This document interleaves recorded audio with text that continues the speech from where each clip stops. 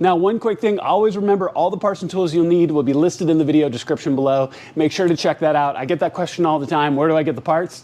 Check there. All right, let's jump into the front of the car and let's get this done. All right, so up tight and close here so you can see exactly what I'm talking about. So this expands here across the front. And we put the new one on, it's gonna be red all the way across.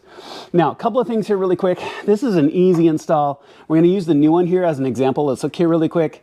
So you can see there are these little clips and they have these little hooks that snap up into your fender here.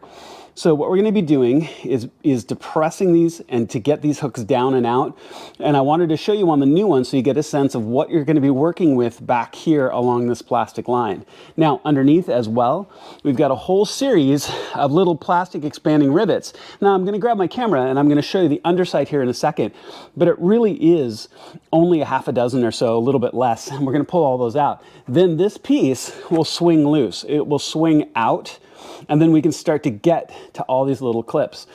I'll walk you through this whole process. It's really easy. Now, also be careful, and I'm probably going to say this more than once. You've got your two PDC sensors here as well that are plugged in from behind. So once we get this loose, be very careful swinging it off, and we're going to be unplugging the sensors. I'll show you that as soon as we get there, but let me show you this underside first.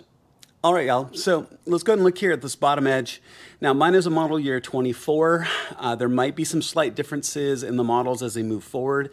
As you can see, this is one of those typical plastic expanding rivets where you're gonna take either a screwdriver or one of those little Y plastic trim tools to pry the center out, and then this plug will come out.